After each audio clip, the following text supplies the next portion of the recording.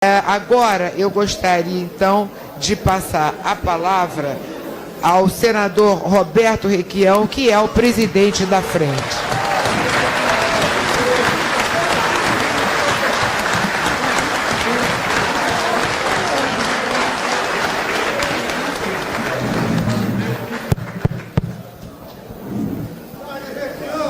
É sensacional que este capítulo da Frente Nacionalista pela Soberania Nacional tenha feito essa assembleia aqui no Clube de Engenharia. Quando eu entrei aqui, presidente, eu fiquei entusiasmado, porque a primeira impressão que eu tive é que nós estávamos numa reunião de um clube da terceira idade. Mas esta frente é antiga. Esta organização mista parlamentar é apenas um capítulo.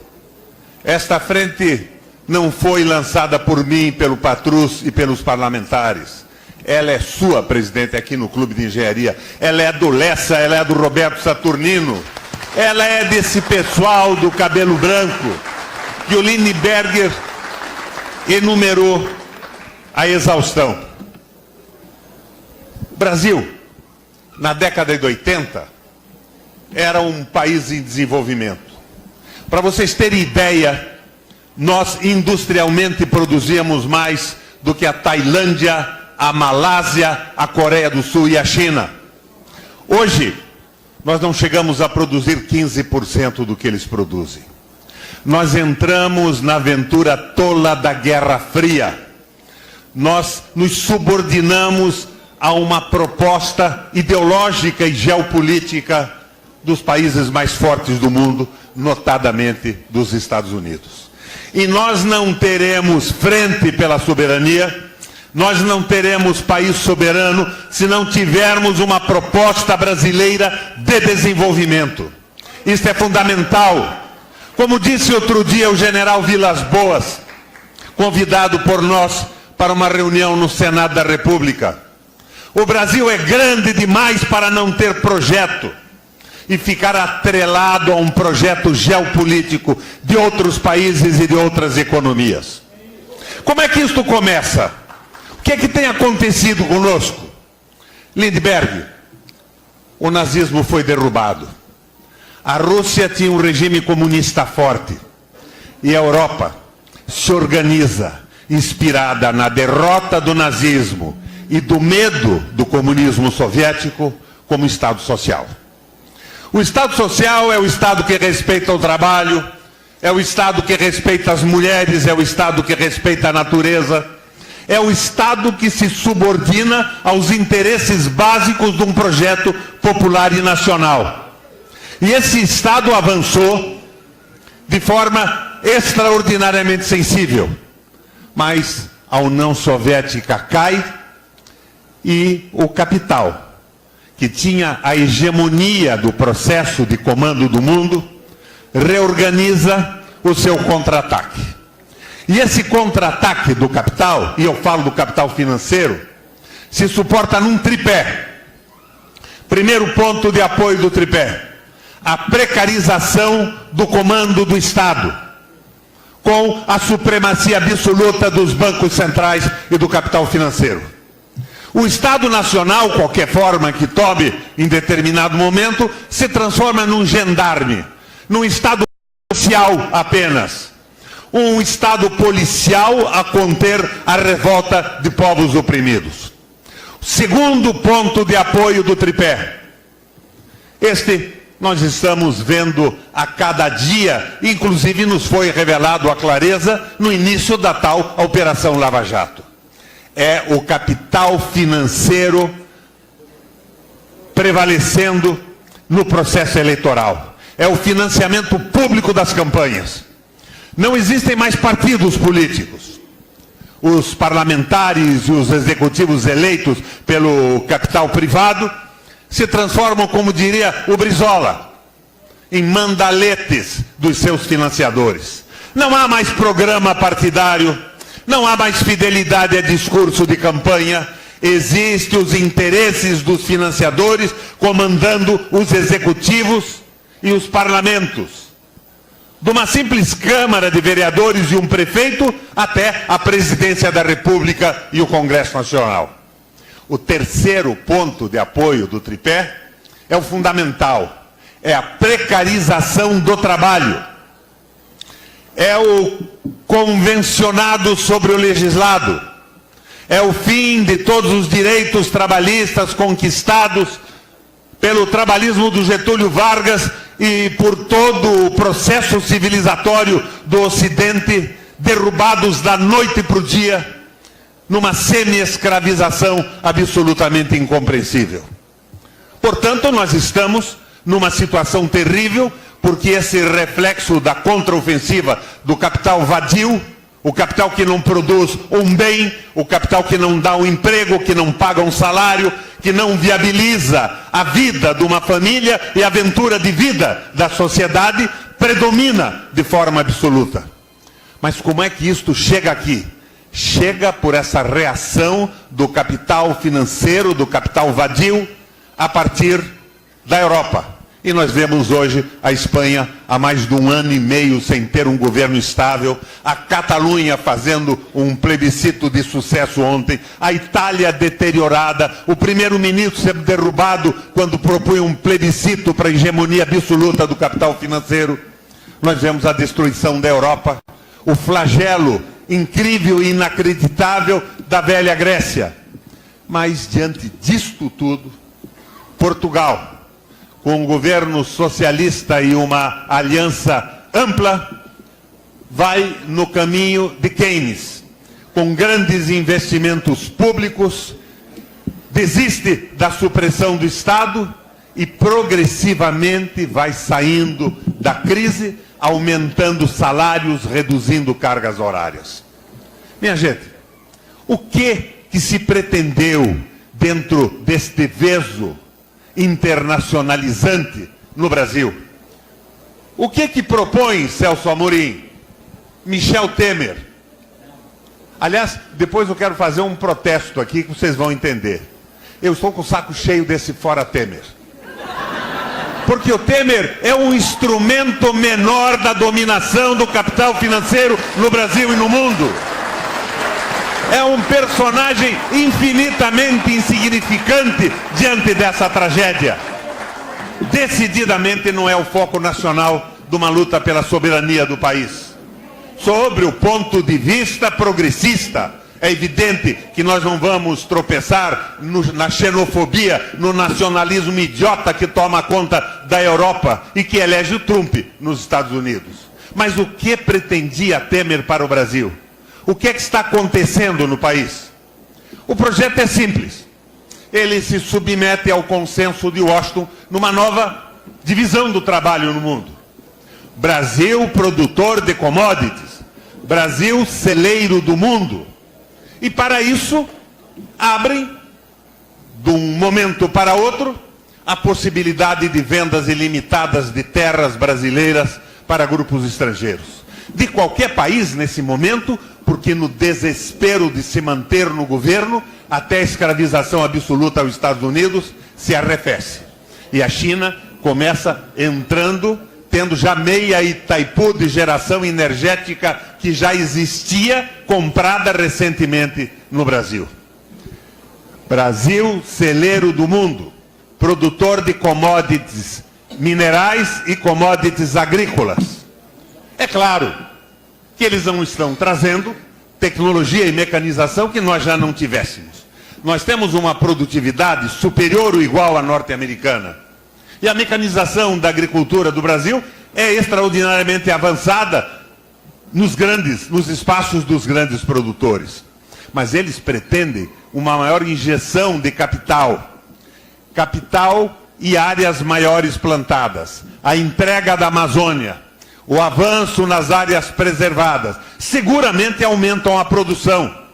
Mas a tecnologia e a mecanização vão levar, indiscutivelmente, a um desemprego brutal.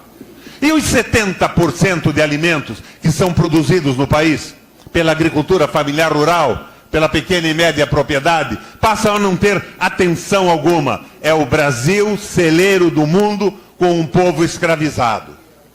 Mas eles preveram também a crise que resultaria disso.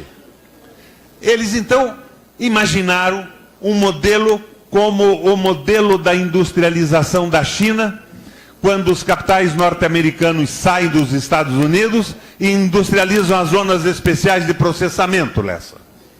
O chinês tinha uma relação de emprego medieval naquela época. Um emprego contratado, garantido, significava a melhoria do almoço e talvez um jantar melhor para a família. Foi, sem sombra de dúvida, naquela circunstância e naquele momento, uma evolução. Eles imaginam que com o trabalho semi-escravizado, os capitais do mundo, como foram para a China, principalmente os norte-americanos, viriam para cá. Mas ocorreu um incidente nesse processo. O Donald Trump ganha a eleição dos Estados Unidos, apoiado no desemprego causado pela evasão de capitais dos Estados Unidos para a China e para outros países, e assume o compromisso de impedir que isso acontecesse. O Trump vai conseguir esta façanha? Decididamente não. Porque, ao contrário do Brasil, o Celso Amorim já me explicou isso outro dia, a política externa brasileira é decidida pelo poder executivo e nos Estados Unidos é pelo parlamento. E o Partido Republicano, que dá sustentação ao Trump, é o partido financiado e partícipe dos investimentos na China com a invasão do capital norte-americano. Mas o discurso do Trump terá consequência cortando pela raiz essa proposta tola do Michel Temer e os seus economistas vinculados aos bancos e do Macri na Argentina. A aventura que era evidentemente destinada ao fracasso, com esse projeto maluco do atual governo federal, se frustra também em função da eleição do Trump nos Estados Unidos. Mas eu acabo colocando para vocês uma situação terrível. É uma análise à moda do Gramsci. É a análise mais radical do insucesso e da miséria que nós estamos e falta de perspectiva econômica e soberana. Mas vamos dar uma olhada em crises semelhantes à nossa que ocorreram em outros países. E a Alemanha? A Alemanha, com o Tratado de Versalhes, pagando somas fantásticas para a França e a Inglaterra, não tinha nenhuma condição de produzir nada, tudo o que produzia se destinava à indenização de guerra, e surge um economista, Horace Greeley Hjalmar Schacht, liberal, assume o comando da economia alemã e da noite para o dia se transforma num alemão e não mais num liberal. Inicia o processo proibindo a Alemanha de comprar bens de países que não comprassem da Alemanha. Dá uma reduzida radical nos juros da rolagem da dívida pública alemã, e a Alemanha tinha uma moeda não conversível. O capital alemão ou girava na sua própria dívida, ou virava fumaça. E, diante da grita enorme dos rentistas, coloca a proposta definitiva. Cria um título, uma moeda não moeda, que chamava-se MEFO, porque vinculada basicamente ao poderoso setor privado metal mecânico alemão à época. E, com o setor metal mecânico, realiza projetos de recuperação da infraestrutura alemã que podiam sim ser financiados com os recursos que existiam lá, como existem aqui hoje, com excedente da economia agrícola, com juros de 4,5% ao ano.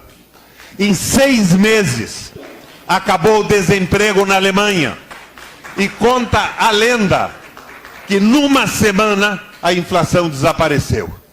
É uma experiência exatamente o contrário do congelamento de investimentos públicos por 20 anos e desses sacrifícios absurdos contra o trabalho. Mas não foi só a Alemanha. Os Estados Unidos viveu uma recessão mais ou menos à mesma época. a época dos anos 29 e 30, e o Roosevelt resolve tomar algumas medidas desesperadas. Henry Ford, um empresário do ramo automobilístico à época, adere às ideias de um economista famoso, o Taylor. E o que o Taylor pretendia? O Taylor dizia que a produtividade aumentava com a especialização do trabalho. Trabalhadores especializados iriam produzir muito mais. Saturnino, o Ford coloca as ideias do Taylor numa linha de montagem e aumenta de forma fantástica a sua produção e a qualidade dos seus produtos, ganhando mercado. E atrás do Ford, todo o mercado industrial norte-americano adere à linha de montagem. Roosevelt, impressionado, resolve dar uma comenda pública a Henry Ford. Paz, meus senhores, Ford recusa a comenda e diz: presidente, nós estamos inviabilizando a retomada do desenvolvimento americano em função da grande recessão pelo desastre imobiliário que surge a partir da Flórida. Mas por que? Pergunta Roosevelt. Ford responde: porque nós estamos aumentando brutalmente a produção industrial dos Estados Unidos e nós estamos num momento recessivo e não temos mercado de consumo. Meu Deus, o que eu faço? Ford dá a resposta. Exatamente o contrário da política liberal do governo Temer, dessa loucura comandada pelo setor financeiro. Ford propõe a diminuição da carga horária para aumentar o número de trabalhadores no mercado de trabalho e o aumento dos salários. Posteriormente, seguindo as ideias do Shaft, disciplinadas pelo Keynes, os investimentos públicos são, como foram na Alemanha, fantásticos. Grandes hidrelétricas, as autoridades públicas do Vale do Tennessee, portos, usinas, mesmo hospitais e escolas retomam progressivamente a possibilidade de desenvolvimento dos Estados Unidos. Mas o Japão também saiu de uma forma semelhante. O Japão realiza a famosa reforma Meiji, abandona a escrita ideográfica, adota os caracteres ocidentais e faz uma parceria incrível através do Keidanren, do Estado com as grandes empresas alemãs, as grandes empresas japonesas. Parece evidente na explanação que eu fiz até agora que os Estados Unidos teve um veso social com a diminuição da carga horária e o aumento do salário. A Alemanha teve uma parceria simples entre o Estado e os grandes empresários. O Japão, a mesma coisa. Mas nós estamos na absoluta contramão das políticas que eliminaram recessões no mundo. E nós estamos novamente numa guerra fria geopolítica e não ideológica, porque não existe mais o tal perigo do comunismo soviético, colocando o Brasil a reboque do projeto de dominação do capital financeiro. Governo mundial, Banco Central Único. E no Brasil hoje, eu gostaria de escutar numa reunião como essa, não fora Temer, mas fora Bradesco, fora Itaú, fora Ilan Goldfein, fora Meirelles, porque nós estaríamos indo para o fulcro do problema. E ao lado desta conscientização que pretendemos, expondo esta situação de recuperação da Alemanha, dos Estados Unidos e do Japão, era muito importante que se desse a mobilização. Eu vou levar o meu raciocínio para algumas ideias antigas de um tio-avô do nosso ex-presidente da OAB, o Plekhanov. Propaganda e agitação.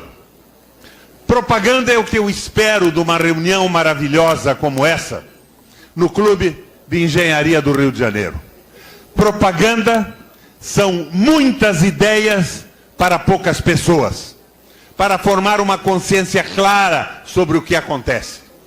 E, posteriormente, com uma base social de quadros médios ou intelectuais orgânicos, nós vamos para a agitação, que é a fase de poucas ideias para muitas pessoas. Este é o projeto da Frente Nacionalista. E ela é aberta. Ela está fazendo uma análise do que aconteceu no mundo. Mas ela não iniciou-se com a construção de um projeto para o Brasil.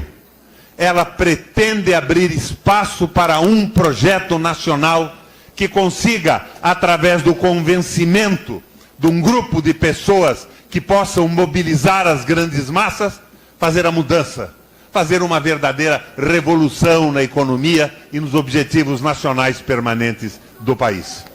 Nós temos o Bresser Pereira com as suas ideias e a frente está aberta para todos os grupos e para todos os partidos, procurando a unidade indispensável para uma mudança.